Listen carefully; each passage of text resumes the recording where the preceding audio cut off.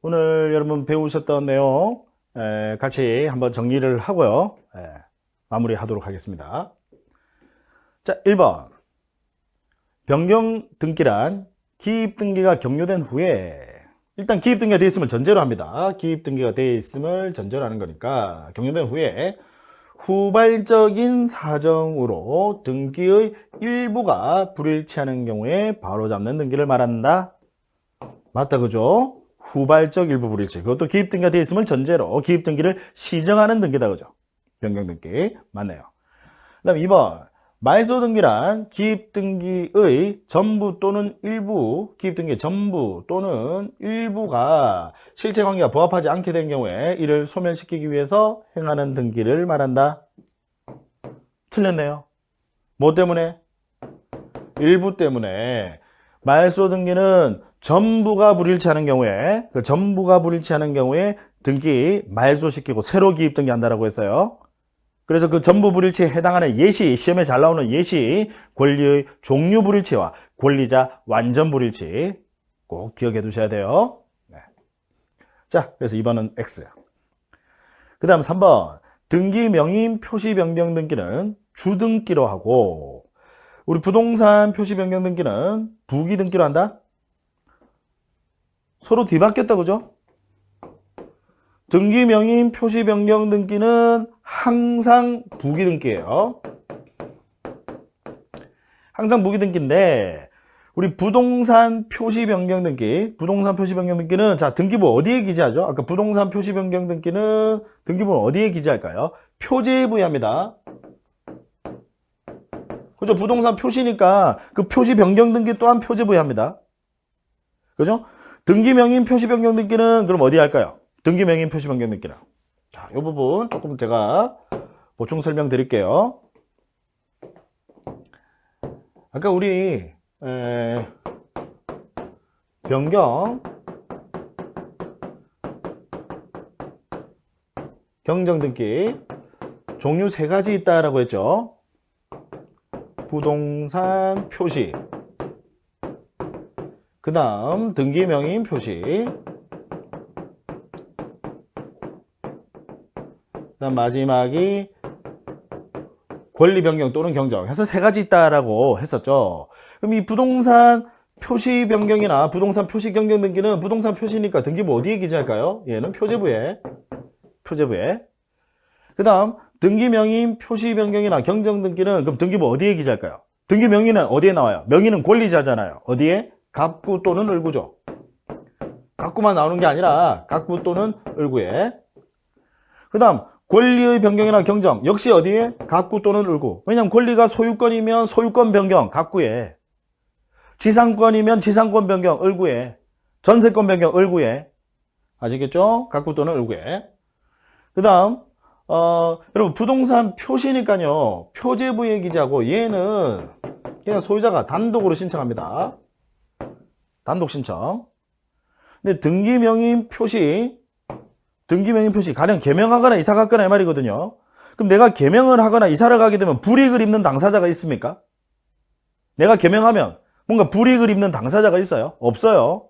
따라서 권리자만 신청하니까 얘도 역시 단독 신청입니다.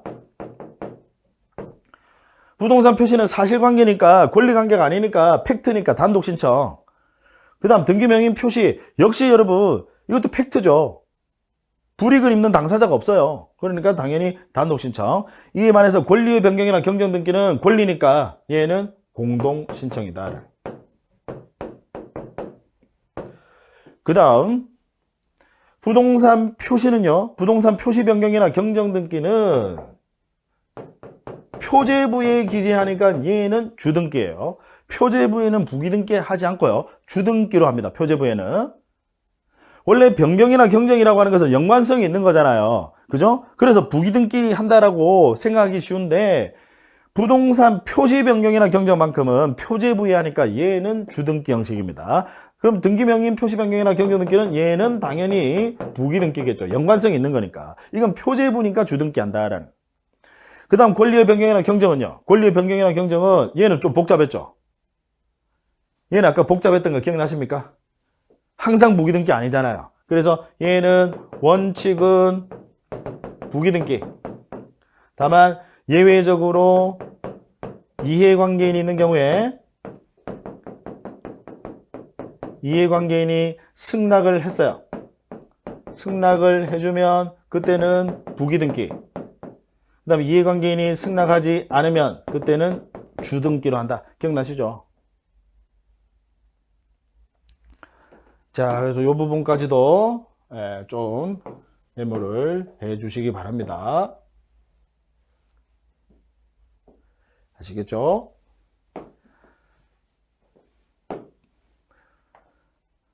자, 그래서 서로 3번은 바뀌었네요. 등기명의 표시변경 등기는 부기등기로 하고 우리 부동산 표시변경 등기는 표제부에 하니까 얘는 주등기로 한다라는 거. 서로 뒤바뀌었네요.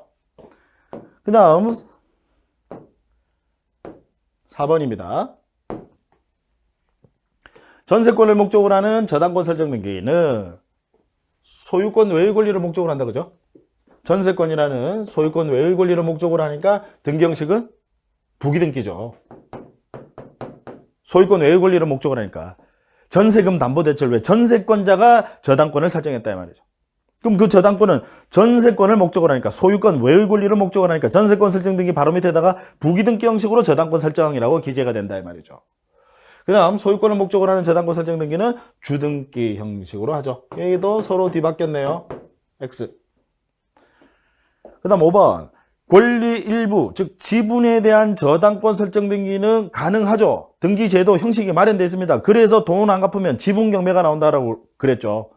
지분에 대한 저당권 설정 등기는 신청할 수 있고 없다가 아니라 있고 부동산 일부 300제곱미터 중에 100제곱미터만 저당권 설정 등기 방식이 없습니다. 분할하셔야 돼요. 그래서 신청할 수 없다라고 하셔야 돼요. 또 뒤바뀌었네요. X. 그 다음에 6번 공동상속인 갑과 을 중 갑이 자신 지분만에 대한 상속등기 상속인 중에 일부가 자신의 지분만에 대한 상속등기는 일물일권주의에 위배가 됩니다. 자기 지분만 상속등기 신청할 수 없으며 맞네요. 그 다음 권리일부 지분에 대한 권리일부 지분만 소유권 보존등기 역시 일물 지분만 보존등기 역시 일물일권주의에 위배가 됩니다. 지분만 보존등기를 하게 되면 2분의 1 지분만 나와요. 그럼 등기부상 권리합의 1이 돼야 되는데 일물일권주의 위배가 되니까 신청할 수 없다. 이건 맞네요. 6번은. 그 다음 7번 공작물 대장에 등재된 해상관광용 호텔 선박은 정착성이 없어요. 옮길 수 있다는 거죠. 따라서 건물로서 등기할 수 없으나 모든 개방형 축사는 건물로서 등기할 수 있다. 자, 아까 제가 이제 이 부분 조금 보충 설명 드리도록 하겠습니다. 우리 이제 개방형 축사, 이제 제가 아까 등기할 사항인 물건 하면서요, 요 개방형 축사에 대해서는 여기 별도로 언급하지 않고 지금 여기서 이제 간단하게 문제를 보면서 설명을 드리려고 갈수록 이제 이 부분에 대한 중요도가 이제 떨어집니다. 시험에 거의 출제 가능성이 별로 없어요. 요 개방형 축사는 이제 뭐냐면 문이 열렸다, 닫혔다는 겁니다. 그걸 개방형 축사라고 해요. 이제 환기시키기 위해서 막 열렸다, 닫혔다, 뭐 편의상 어쨌든 이제 그렇게 하는 거죠. 그럼 열리게 되면 외기 분단성이 없고, 닫히면 외기 분단성이 있어요. 애매하다는 거죠. 그래서 최초에 우리 법원은요, 개방형 축사는 아예 등기할 수 없다라고 했었습니다. 그러다가 법원이 견해를 변경을 합니다. 그래서 개방형 축사, 모든 개방형 축사가 등기할 수 있는 게 아니라 일정한 요건을 갖춘 개방형 축사만이 등기할 수 있는 것으로 바꿔서요. 그래서 현재는 이 개방형 축사에 대한 이 특례법까지 마련되어 있습니다. 그래서 개방형 축사는 모든 개방형 축사가 아니라 일정한 요건을 갖춘, 현재는 일정한 요건이 연면적 100제곱미터를 이제 기준으로 합니다. 그래서 100제곱미터를 넘어가는 그런 개방형 축사, 즉 규모가 좀 있는 것들만 등기할 수 있는 것으로 했습니다. 개정되기 얼마 전에 이제 개정되기 전에 또 200제곱미터 하다가 이제 100제곱미터 조금 100제곱미터면 사실 얼마 안 되거든요. 100제곱미터면 우리 평으로 하면 거의 한 30평 정도밖에 안 되는데 그 정도라도 이제 등기할 수 있는 것으로 바꿨습니다. 자, 그래서 모든 개방형 수사는 건물로서 등기할 수 있다라고 했으니까 X, 이 모든 때문에 틀렸다, 그죠?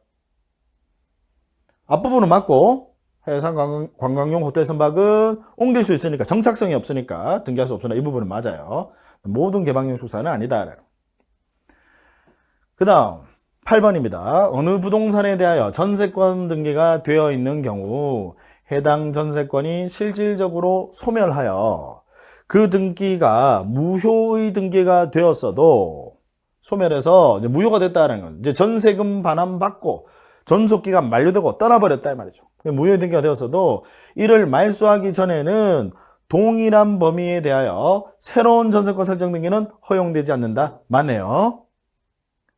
말소시키지 않은 상태에서는 동일한 내용의 등기 수리할 수가 없다. 앞에 있는 등기가 뒤에 있는 등기를 못 오게 막습니다. 그래서 이걸 뭐 후등기 저지력 또는 형식적 확정력이라고 표현을 합니다. 강학상 표현이니까 이 표현 자체가 시험에 절대로 나오지 않습니다. 여기 있는 이 내용, 지문의 내용이 시험에 나올 뿐입니다.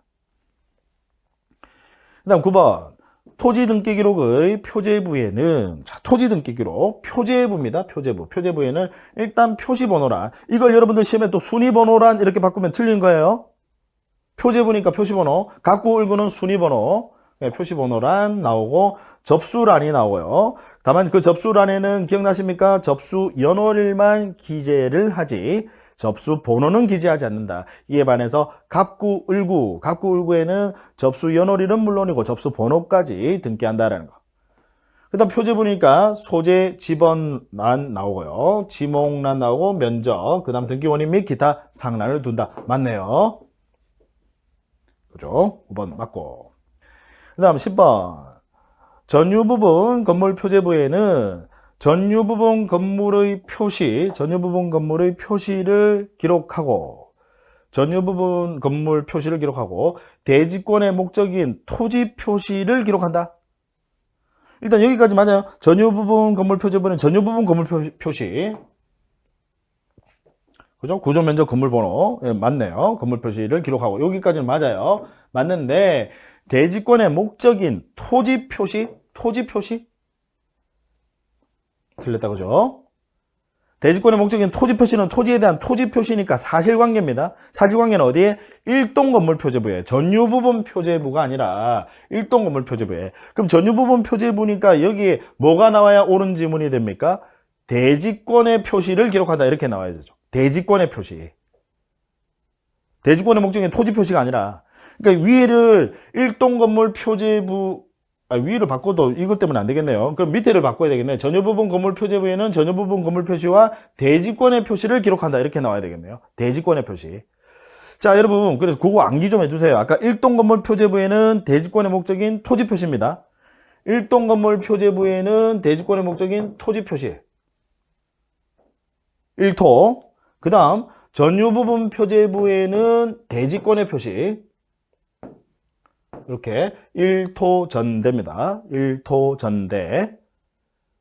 일동건물 표제부에는 토지 표시, 토지에 대한 사실관계. 그 다음 전유부분 표제부에는 토지에 대한 권리관계, 대지권의 표시. 1토전대. 암기 좀 해주세요. 이해도 하셔야 되고, 토지에 대한 사실관계부터 먼저니까, 토지 표시, 사실관계니까 일동건물 표제부에. 그 다음 토지에 대한 권리관계, 대지권의 표시. 그건 전유부분 표제부에. 토지에 대한 권리관계는 전유부분 표제부에. 1토 전대. 이렇게 암기하세요. 일요일, 토요일은 시간이 좀 있으니까 좀 전대 빌려줄 수도 있다. 1토 전대. 물론 일요일, 토요일 많이 바쁘시겠지만 빌려주지 마시고요. 빌려줄 수도 있으니까 1토 전대. 이렇게 암기를 좀 해주시기 바랍니다.